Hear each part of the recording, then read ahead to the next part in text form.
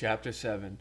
Regular work at the Priory began again when Mr. Gurdjieff returned from New York. Several problems for the future equipment of the Institute had to be solved since, as a result of the American visit, about 80 people had asked to come to the Priory at the beginning of the summer.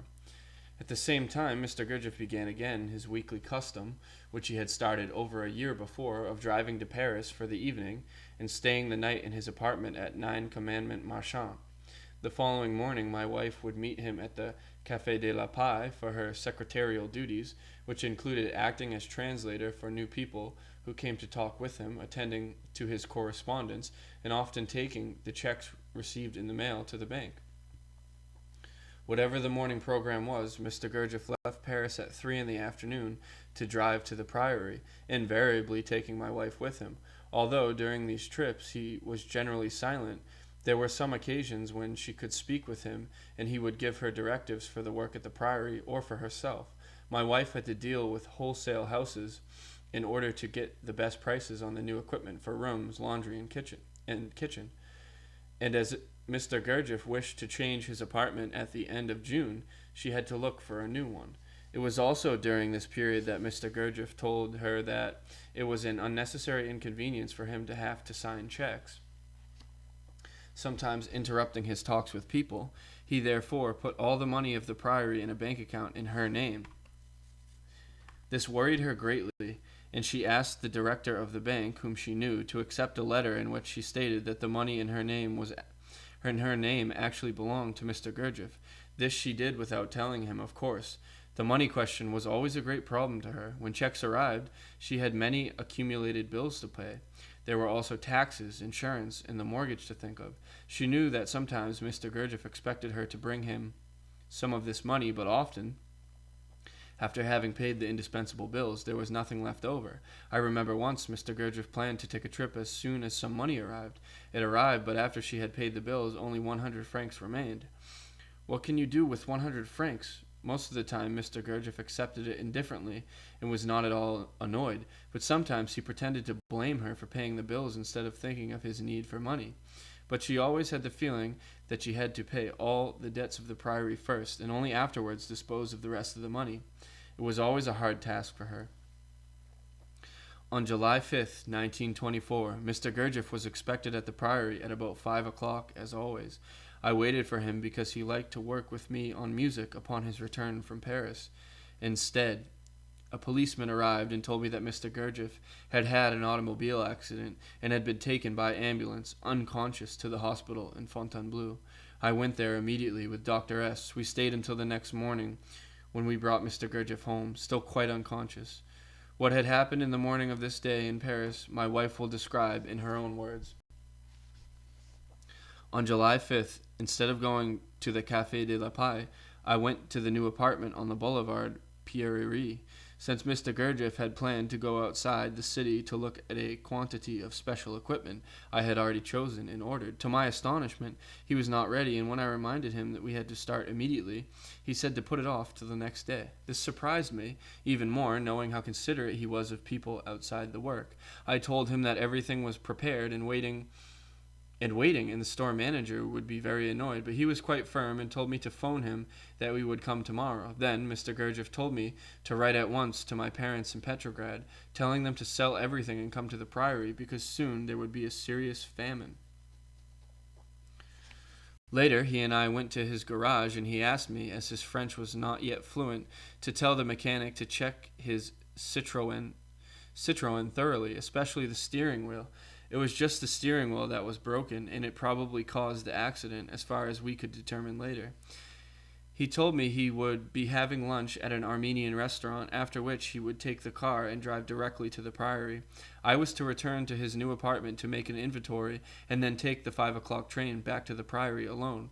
Because I always drove back with him, I was again astonished and, of course, disappointed, thinking how selfish he was to make me take the train on such a terribly hot day. I returned to the apartment to attend to my duties. At about 3 o'clock, I telephoned the garage to see if Mr. Gurdjieff's car was still there, as I had some packages to put in it. They told me he had just left. Feeling tired, I sat down in an armchair in front of the window, which was on the ground floor, and fell asleep. Then I heard the voice of Mr. Gurdjieff calling me. "Olga Arkadievna, I jumped up. I ran to the window, thinking that he had changed his mind and had come to get me, but neither Mr. Gurdjieff nor his car was there. I asked the concierge, "Has Mr. Gurdjieff come back?" She said she had not seen him, although she had been sitting at the front door for some time. I looked at my watch. It was about 4:30, just time for me to catch my train.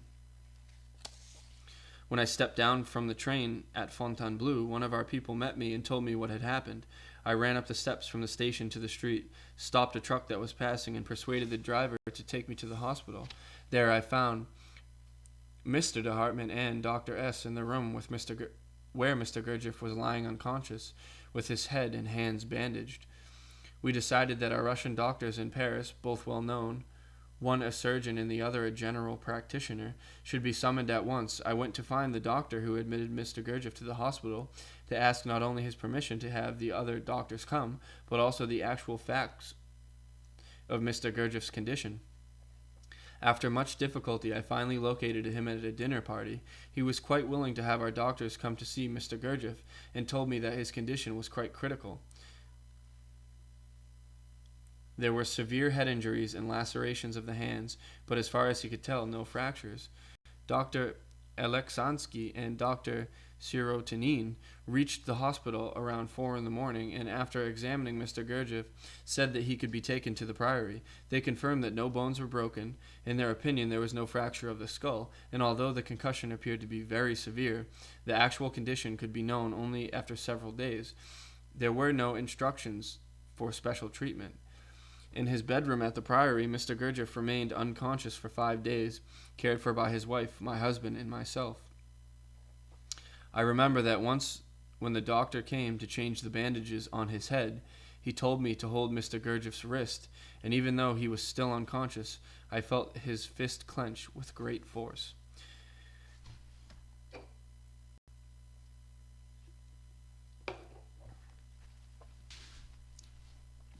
Mr. Gurdjieff's convalescence after this serious accident was really a great trial to all of us. We continued to feel that he could do everything and know everything, and that it was ridiculous to try, so to speak, to tell him what to do. At the same time, my wife and I, and Mr. Gurdjieff's wife also, saw very clearly that he was not well, that he was not the same as before, that something had not yet come back to him. Even his sight was impaired. We felt we had to protect him, though we might be wrong. We did not know his real condition. How could we? But to let him do everything like a healthy person, as for instance, to drive the car again quite soon, we felt obliged to stop him. He had to do it and to try to do it in such a way that no one could notice it and that he himself would not realize our intention.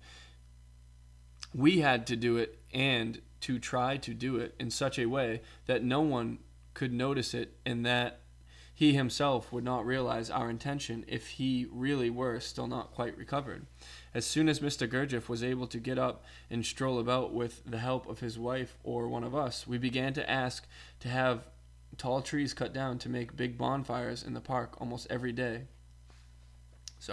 He began to ask to have tall trees cut down to make big bonfires in the park almost every day.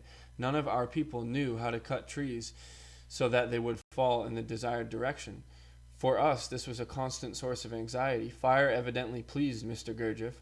We thought that he drew a kind of force from it, and we tried to provide him with as many as possible. But the felling of the trees was a difficult matter. Soon, Mr. Gurdjieff began to go to the study house and show us new exercises. I remember one vividly, which was so complicated and at the same time so precise that even a perfectly healthy person would have great difficulty to show it in the way that Mr. Gurdjieff did. Little by little, life at the priory resumed its activity, but there was something new. Mr. Gurdjieff began to travel through France and Switzerland, always taking several people with him. When he stayed at the priory, he worked with me a great deal on music, but not for movements. I had a very difficult and trying time with this music. Mr. Gurdjieff sometimes whistled or played on the piano with one finger, a very complicated sort of melody, as are all Eastern melodies, although they seem at first to be monotonous. To grasp this melody, to write it in European notation, required a kind of tour de force, and very often, probably, to make the task more difficult for me, he would replay it a little differently. Mr. Gurdjieff's music had great variety. The most deeply moving was that which he remembered hearing in remote temples during his Asian travels. Listening to this music, one was touched to the depth of his being.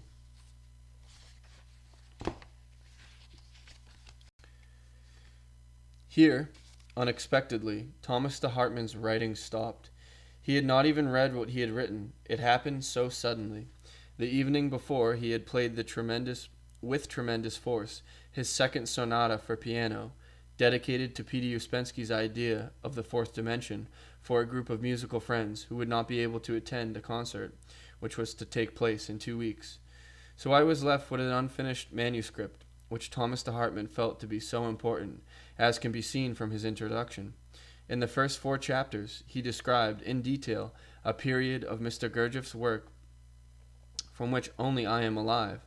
I felt that Thomas de Hartmann's writing should not be left unfinished, but I can continue it only by describing my own experiences.